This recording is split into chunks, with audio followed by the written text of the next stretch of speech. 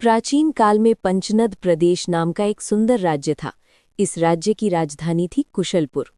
हरे भरे वन, निर्मल गोदावरी नदी और खुशहाल लोग। ये राज्य सच में स्वर्ग जैसा लगता था। इस राज्य के राजा वीरसेन दयालु, साहसी और अपनी प्रजा से प्यार करने वाले थे। राजा सबके दुख सुख का ध्यान रखते, बच्चों से हंसकर बातें करते और बुजुर्गों का आदर करते। एक सुबह राजा वीरसेन दर्पण में स्वयं को देख रहे थे। जैसे ही उन्होंने अपने बालों में एक सफ़ेद केश देखा, वे चिंतित हो उठे। राजा धीरे से बोले, अरे ये सफ़ेद बाल, क्या मैं सच में वृद्ध होने लगा हूँ? अब तक मेरा कोई उत्तराधिकारी भी नहीं। मेरे बाद राज्य का क्या होगा? इतनी ही देर में राजमहल के मंत्री सुरथ अंदर आए। मंत्री ने राजा से कहा, महाराज, आप चिंतित लग रहे हैं, सब कुशल तो है?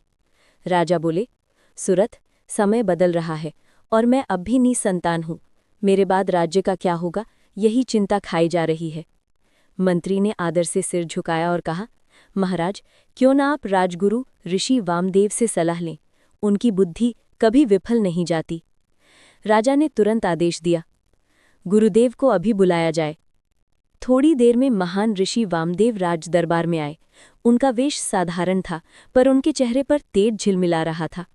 राजा ऋषि का स्वागत करते हुए बोले, गुरुदेव, मेरी चिंता मुझे चैन नहीं लेने दे रही। मैं निसंतान हूँ, क्या कोई उपाय है? ऋषि मुस्कुराए, महाराज, ये चिंता छोड़ दें। यदि आप पुत्र कामेष्ठी यज्ञ करें तो ईश्वर अवश्य आपको संतान देंगे, परंतु पहले आपको निश्चल वन की देवी से अनुमति लेनी होगी। राजा ने आश्चर्य से पूछा, वन देवी, क्या ये आवश्यक है?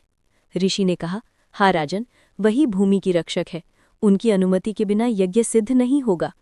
राजा ने दृढ़ता से कहा, तो फिर मैं तुरंत निश्चल वन जाऊंगा। अगली सुबह राजा घोड़े पर सवार होकर सैनिकों और मंत्रियों के साथ निश्चल वन की ओर रवाना हुए। पेड़ों पर रंग बिरंगे पक्षी चहचहा रहे थे। वन में शीतल हवा बह रही थी। एक बड़े पेड़ के नीचे राजा ने आंखें बंद कर ध्यान लगाया। अचानक चारों ओर सुनहरी रोशनी फैलने लगी। वन देवी प्रकट हुई, शांत और सुंदर, कमल सी मुस्कान लिए। वन देवी मृदु स्वर में बोली, राजन, आप यहाँ किस उद्देश्य से आए हैं? राजा ने हाथ जोड़कर कहा, हे देवी, मैं पुत्र कामेष्ठी यज्ञ करना चाहता हूँ। प्रजा को उत्तराधिकारी चाहिए और मुझे पिता बनने का सौभाग्य। वन देवी ने राजा को ध्यान से देखा और बोली, क्या आप वचन देते हैं कि जो पुत्र आपको प्राप्त होगा वो धर्म की रक्षा करेगा और प्रजा का हित करेगा? राजा ने दृढ़ स्वर में कहा, हाँ देवी, मैं प्रतिज्ञा करता हूँ। वन देवी प्रसन्न हुई और उन्होंने अपना हाथ उठाकर कहा, तो जाओ राजन, तुम्हारी मनोकामना पूर्ण होगी। यज्ञ संपन्न करो, समय तुम पर कृपालु होगा। देवी प्रकाश में विलीन हो गई। राजा महल लौटे और सीधे अपनी रानी देवमाला के कमरे में पहुंचे और बोले, देवमाला, देवी ने हमें संतान का आशीर्वाद दिया है।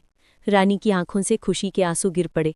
रानी ने कहा, महाराज, ये तो मेरे जीवन का सबसे बड़ा सुख है। महल में शंख बजाए गए, दिए जलाए गए और उत्सव की तैयारी शुरू हो गई। राजा, रानी, ऋषि और नगरवासियों की सहभागिता से गोदावरी तट पर भव्य यज्ञशाला बनाई गई। ऋषि वामदेव मंत्रोच्चार करते हुए बोले, हे अग्निदेव, इस यज्ञ को पूर्ण करें, राज्य में सुख और संतान का आशीर्वाद बरसाएं। यज्ञ अग्नि से सुनहरा प्रकाश उठा और वातावरण दिव्यता से भर गया। राज्य में आशा की एक नई किरण जाग चुकी थी।